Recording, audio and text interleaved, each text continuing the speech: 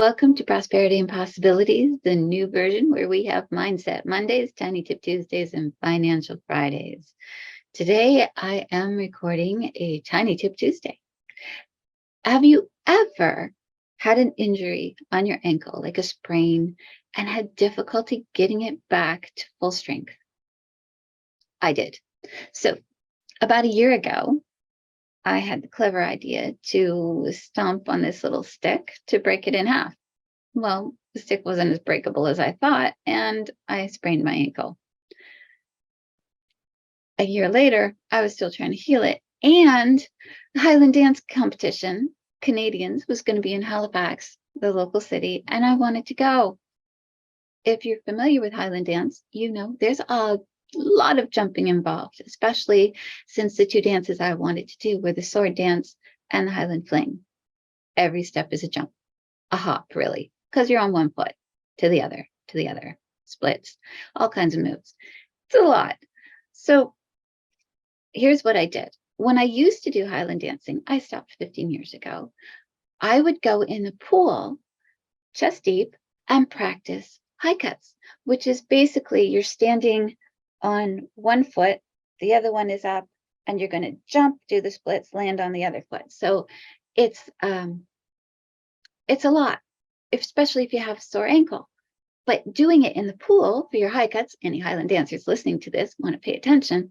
If you go in a pool and practice your high cuts, you're pushing against the water and pulling against the water. So you're strengthening both directions for your legs. So you'll get a lot faster and a lot stronger, and you'll have beautiful high cuts. I used to have people ask me all the time, how'd you get such good high cuts? That was how. So the thing that happened, though, because I went to practice them in the water's buoyancy makes you much lighter on your feet. And it was able to strengthen my ankle via the exercise without the impact of the weight hitting every time I hopped. So anybody with knee issues, ankle issues, or any Highland dancers who want to improve their high cuts, I recommend, and this is just a recommendation. This is not health advice. I am in no way a medical practitioner.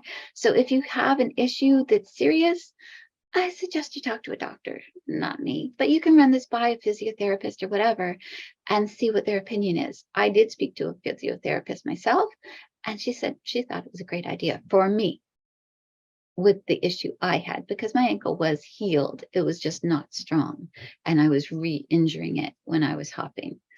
So that's my tiny tip. Get in the pool, practice, hop, and if you aren't a Highland dancer and you think, I'm going to look like an idiot, picture someone in the pool doing this, and all you see is them bouncing up and down. You're like, what the heck? That's what I was doing. So if I can do that, you can get in the pool and jump a little bit and hopefully strengthen your ankle or your knee or whatever's wrong. That's Heather Abbott for your Tiny Tip Tuesday. Maybe I should say Heather C, because if you're looking for me, you usually need to put that C in online.